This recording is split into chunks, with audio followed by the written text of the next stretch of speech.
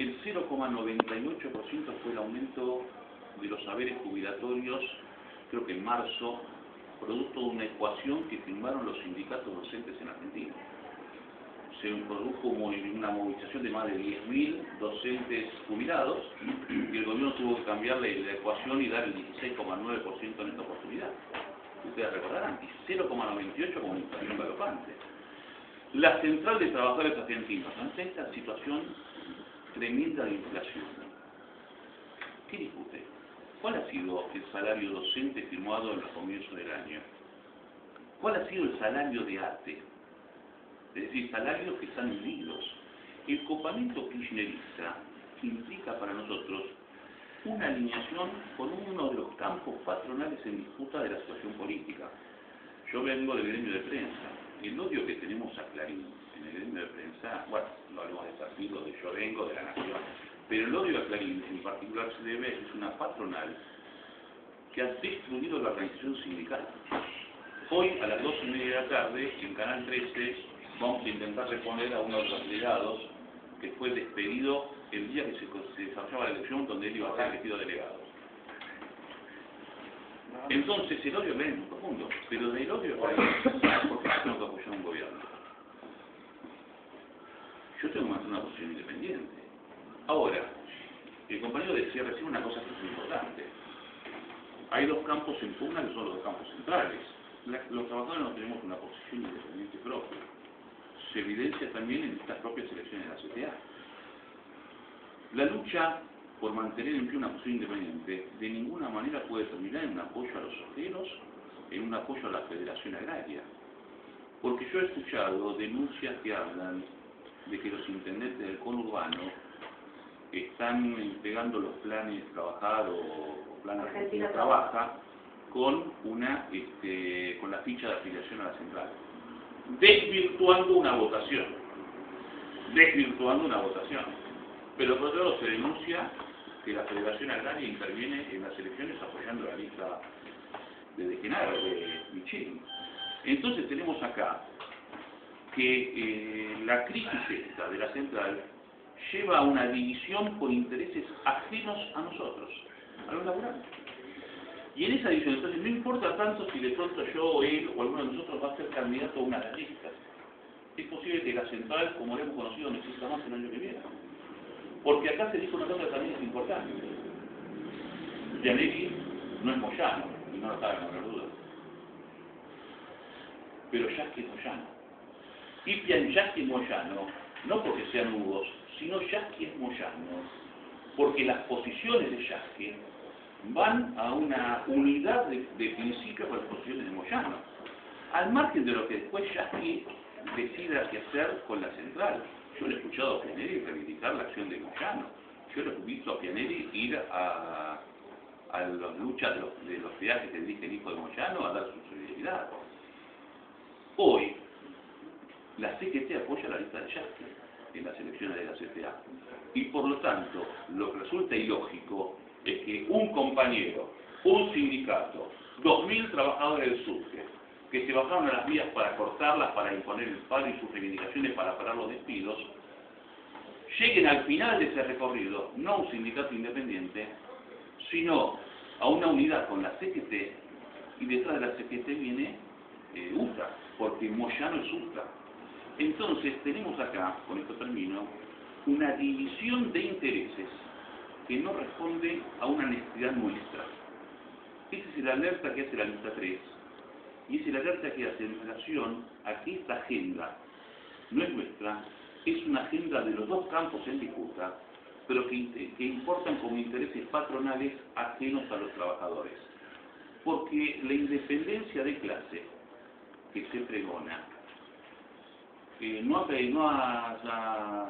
modificado una actitud que es la siguiente. La CTA dice somos independientes de los patrones, pero la CTA jugó en su momento en el apoyo a la lista de la Rúa. La central nunca ha tenido una opción como opción, nunca se ha presentado como una opción independiente y finalmente ha sido tributaria de expresiones patronales ajenas a lo que es el campo de necesidad del pueblo. Bueno, yo Me voy a permitir hacer una pequeña reflexión sobre la visión apocalíptica del compañero.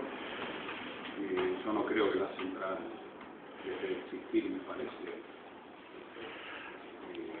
que no es una apreciación correcta. Y tampoco, bueno, algunas cosas, lo que sí quiero, por respeto al compañero, contestarle específicamente lo que preguntó. Bueno, el hecho, en base a lo que vos preguntaste, a mí me parece que cualquier compañero de esta central o de nuestro sindicato debe tener la libertad de poder asumir algún cargo electivo de gestión. El tema es ver desde qué punto o desde dónde se para. Si él se para de una posición partidaria, que es el candidato de un partido político, me parece que lo correcto, si no va a legislar o a gestionar en nombre de Ática CTA, que renuncie a su cargo en la central o en su sindicato. Si lo va a hacer en nombre de la central, lo bueno sería, que no ha pasado, que venga a discutir con nosotros cuál va a ser la política que ese compañero va a llevar desde su banca en nombre de la central. Ha habido casos de muchos compañeros que se paran en nombre de la central de los trabajadores argentinos para votar y no discuten con nosotros lo que están votando. El caso claro, el rechazo a la 125 en la Cámara de Diputados. No sé si es claro. O sea, si va a actuar en nombre de la central o si va a hablar en nombre de la CTA o en nombre de ATE, me parece que está bien que esté. Si discute con nosotros, ¿cuál va a ser la política que va a llevar adelante? Si no es así, bueno, que renuncie y que asuma su responsabilidad partidaria en la Cámara de Diputados.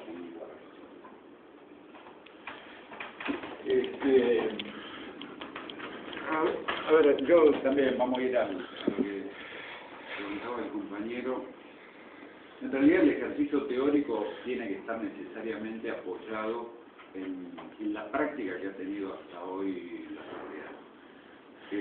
Coincidiendo con lo que hicieron algunos compañeros, yo creo que es un hecho auspicioso que esté ocurriendo lo que ocurre en la central, ¿no? Es decir, diferentes ideas, proyectos que se pongan en pugna y que el origen de esta central, que fue el hecho de la afiliación directa, que todos los compañeros pudieran expresarse libremente cuando haya que decidir, se ponga en práctica y en tensión en un momento, digamos, donde se discuten duramente, digo, las cosas, ¿no? Fraternalmente, pero duramente en cuanto a defender los proyectos que estamos planteando.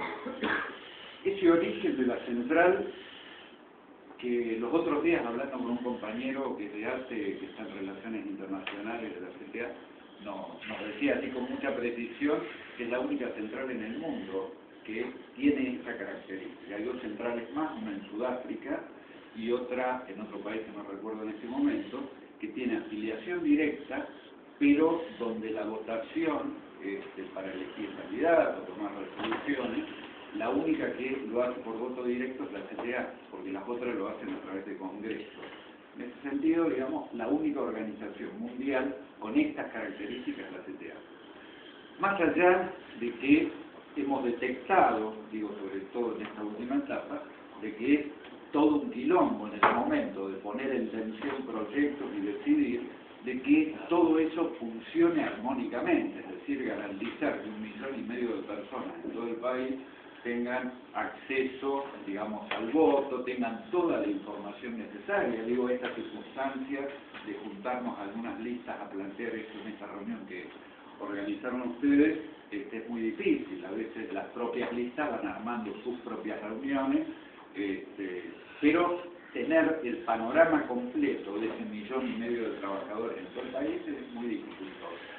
Los medios distorsionan mucho, ¿no es cierto? También, digo, lo plantean de acuerdo también a intereses que están planteados, pero decía que la historia de la CTA, en cuanto a las representaciones institucionales, sean legislativas o sean directamente de cargos ejecutivos en algún gobierno, nos han marcado de que son pocos los compañeros que sobreviven a esta cuestión democrática de la central. De hecho, yo creo que en este momento debe haber, por lo menos, si mal no recuerdo, 4 o 5 diputados nacionales, más cargos legislativos en legislaturas, digo, o concejalías en algunos municipios, que tienen origen en la central, pero como decía el compañero, en realidad su relación para las decisiones termina siendo prácticamente el partido por donde ingresó, digamos, a ese cargo, ni hablar de los cargos ejecutivos. El cargo ejecutivo en realidad depende del alineamiento que tenga ese compañero con el gobierno, directamente de turno, digamos, ¿no?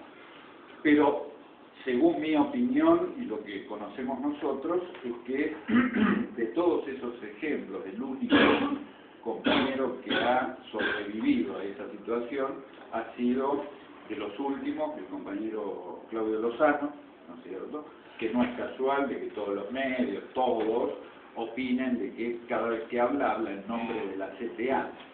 Digo, y esto va más allá de las apreciaciones que tengamos cada uno de los que estamos acá, pero en líneas generales, más allá de alguna circunstancia en particular, el compañero ha sostenido lo que los congresos de la CTA, estoy hablando desde prácticamente el año 96 hasta ahora, ha planteado como políticas, digamos, a impulsar, a pelear desde la CTA, y esto tiene que ver con la derogación de toda la legislación laboral derogada en las épocas de la dictadura, menemismo, etcétera, hasta este momento, incluida la Alianza, el tema del 82% móvil, la recuperación de la libre discusión de salarios en paritaria, etcétera, todos estos planteos globales y de fondo, ese compañero los ha sostenido. Ahora se ha sumado también, si bien ha entrado por un partido político, el compañero Cardelli, que es un compañero también de la CETERA, donde está haciendo planteos más o menos similares.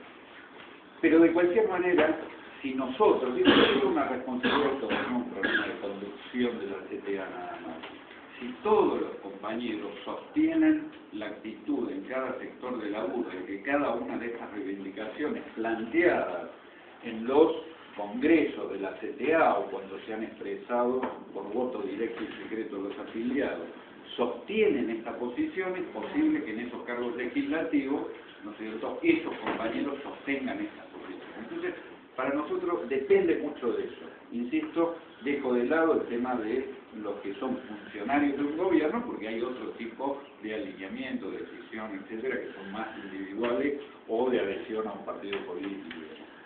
Pero me parece que en la medida que, y en esto sí tiene que ver con las convicciones que tenemos de la lista 1 y que tiene que ver con los orígenes fundacionales de la CTA. Todos los que estamos acá hemos contribuido a que desde distintas posiciones hoy tengamos una central que comenzó con 250.000 afiliados cuando se fundó, ¿cierto?, a que hoy tenga 1,5 millones de trabajadores. Y estamos poniendo en discusión, digamos, estas diferencias o estos proyectos que tenemos cada uno. Nosotros desde la lista 1 sabemos y somos conscientes que en la medida, como lo decía Mariano al principio, hablando específicamente de un sector de ATE, o como ATE tiene planteada su política organizativa dentro del gremio, en la medida que sostengamos las acciones democráticas, la organización y el desarrollo de los trabajadores en cualquier ámbito, nosotros sabemos de que ese proyecto que no lo inventó la CTA. Nosotros en el año 91, en realidad lo que hicimos fue recuperar la historia de autonomía de la clase trabajadora, con errores, con problemas, tal vez como planteaba el compañero de la lista 3. Pero de lo que somos conscientes es que los trabajadores, que no hemos hecho solamente la CTA, desde el principio del siglo estamos planteando formas autónomas de organización que no nos dejen atadas a gobiernos circunstanciales o inclusive, como decía el compañero de la lista 10, que en circunstancias coyunturales, como puede haber sido diferente